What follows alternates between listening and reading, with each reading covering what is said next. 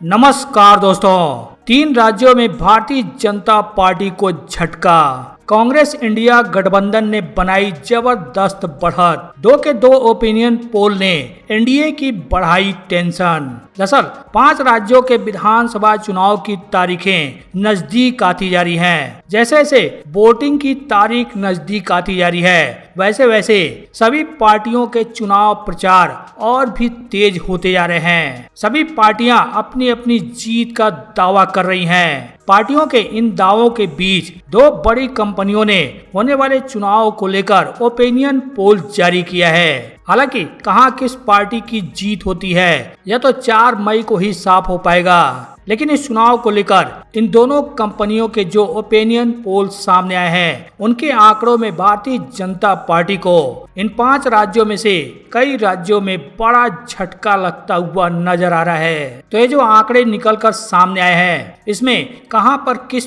Party को कितनी सीटें मिलती हुई नजर आ रही हैं और किसको बड़ा नुकसान होने की संभावना जताई गई है। इन दोनों कंपनियों के जारी आंकड़ों की बात करें तो सबसे पहले केरल विधानसभा चुनाव को लेकर जो ओपिनियन पोल है उसके बारे में बात करें तो आपको बता दें, केरल में विधानसभा की कुल 140 सीटें हैं और बहुमत का जो आंकड़ा है 71 सीटों का है। जारी आंकड़ों के मुताबिक कांग्रेस नेतृत्व वाली यूडीएफ इस बहुमत के आंकड़े को पार करती हुई नजर आ रही है। लोक पोल के ओपिनियन पोल के आंकड़ों के मुताबिक सत्तारूढ़ पार्टी को इस बार झटका लग सकता है। कुल 140 सीटों में से कांग्रेस नेतृत्व वाली यूडीएफ को 77 से 81 सीटें मिलने की संभावना जताई गई है, जो कि बहुमत के आंकड़े 71 सीट से लगभग 6 से 9 सीट ज्यादा है। वहीं सत्तारूढ़ पार्टी एलडीएफ को 58 से 62 सीटें मिल सकती हैं, जो कि बहुमत से लगभग 8 सीटें कम हैं। और वहीं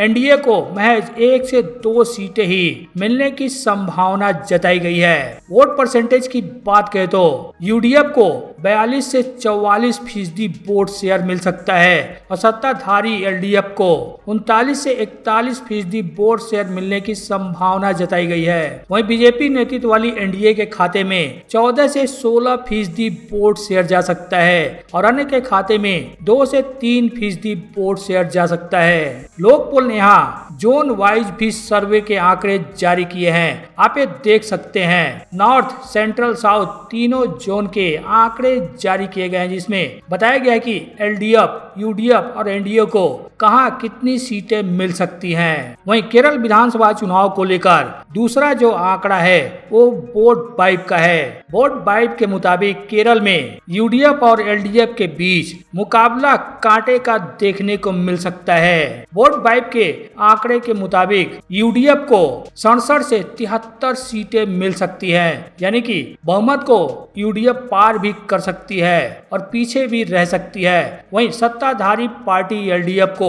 64 से 70 सीटें मिल सकती है, यानी कि यहाँ भी बहुमत के आंकड़े को एलडीएफ पार नहीं करती हुई नजर आ रही है। वहीं एनडीए को 1 से 5 सीटें जा सकती हैं। कुल मिलाकर दोनों आंकड़ों के मुताबिक यूडीएफ बढ़त बनाती हुई नजर आ रही है। वहीं वोट शेयर के आंकड़ों पर नजर डाले तो वोट बाइब के मुताबिक यूडीएफ को 39.7%, एलडीएफ को 39.9%, एनडीए को 15.3%, अदर को 1.2% और जो अनडिसाइडेड है उन्हें 5.9% वोट शेयर मिलने की संभावना जताई गई है। वहीं आगे बढ़ते हुए बंगाल के ओपिनियन पोल की बात करें तो वोट बाइब के मुताबिक बंगाल के लिए भारतीय जनता पार्टी जिस तरह से सोच रही है या सोच रही थी कि इस बार ममता बनर्जी को हराकर सत्ता में आएगी, लेकिन इस सर्वे के आंकड़े के मुताबिक एक बार फिर ममता बनर्जी की सरकार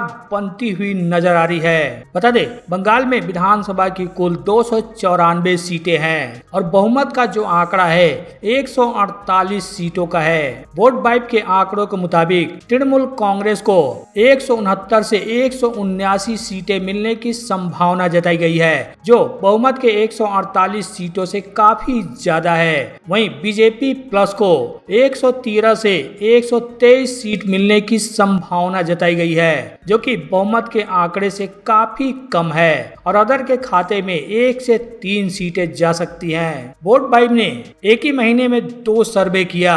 ये ऊपर वाला जो आंकड़ा है ये पिछले महीने के लास्ट में जारी किया गया और नीचे वाला जो है यह 23 मार्च तक का है। 23 मार्च के आंकड़े में टीएमसी 184 से 194 पर थी, लेकिन लास्ट में 169 से 179 पर आ गई। हालांकि तब भी बहुमत से काफी ज्यादा है।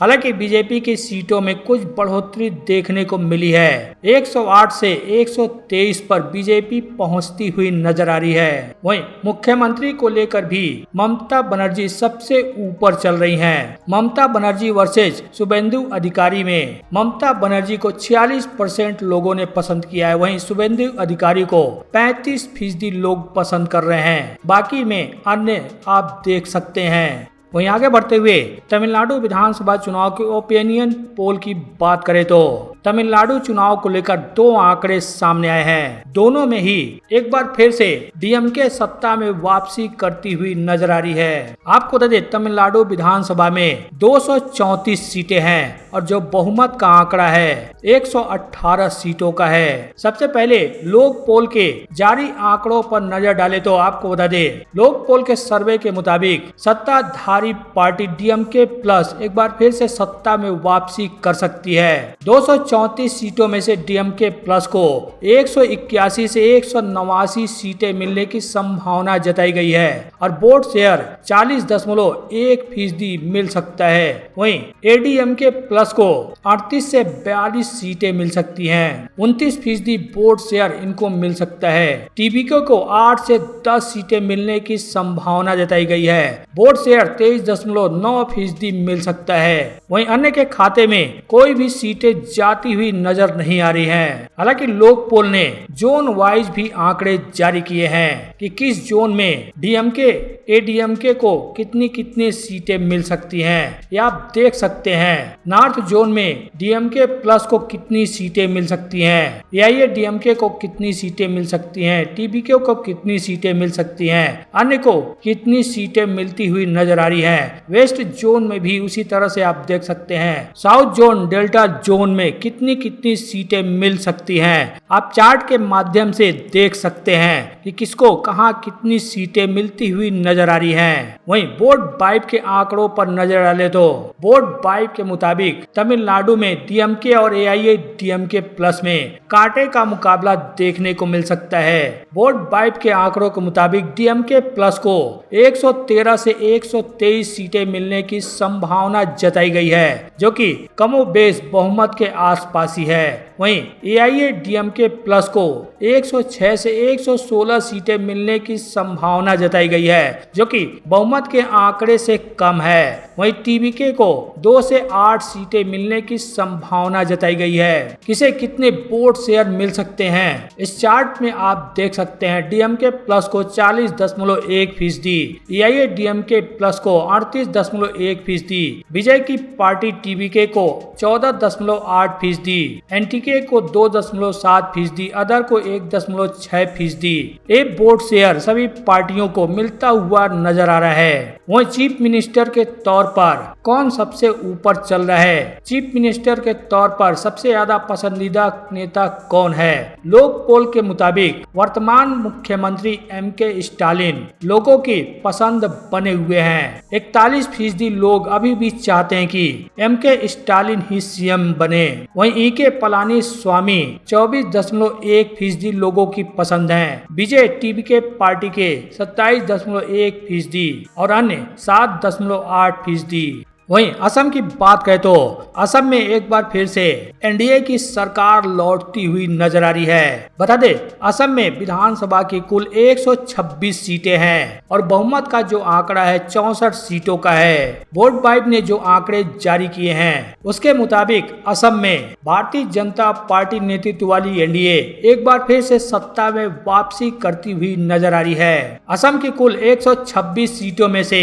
एनडीए को 87 से 97 सीटें मिलने की संभावना जताई गई है। तो जो बहुमत का 64 सीटों का आंकड़ा है एनडीए उसे पार करती हुई नजर आ रही है, या यूं कहे कि उससे भी काफी ज्यादा सीटें मिलने की संभावना जताई गई है। वहीं कांग्रेस को यानी इंडिया गठबंधन को असम की 126 सीटों में से 26 से 36 सीटें मिलने की संभावना जताई गई है, जो कि बहुमत के आंकड़े से काफी कम है। वहीं एआईएयूडीएफ को 0 से 4 सीटें जाने की संभावना जताई गई है। उप्पल को 0 से 2 सीटें मिल सकती हैं। वहीं पसंदीदा सीएम पर नजर डाले तो एक बार फिर से हेमंत बिस्वा शर्मा पसंदीदा सीएम के तौर पर उभर कर सामने आ रहे हैं। 47.4% लोगों के नजर में अभी भी हेमंत बिस्वा शर्मा उनके पसंदीदा नेता बने हुए हैं। वहीं 34.7% लोग गौरव गोगोई को, जो कांग्रेस के नेता हैं, उन्हें लोग पसंद कर रहे हैं। बदरुद्दीन जमाल को 2.9% लोग पसंद कर रहे हैं। अखिल गोगोई को 2.6%, यानी कि हेमंत बिस्वा शर्मा और गौरव गोगोई के बीच मुख्य चुनावी मुकाबला देखने को मिल सकता है। हालांकि नतीजे क्या होंगे या तो आने वाले 4 मई को ही पता लग पाएगा, जब सभी 5 राज्यों के नतीजे जारी होंगे। हालांकि आपको क्या लगता है, आपकी प्रेडिक्शन क्या कहती है? आप अपनी राय कमेंट कर जरूर बताएं। साथ ही वीडियो को लाइक करना, शेयर करना तो बिल्कुल भी ना भूलें।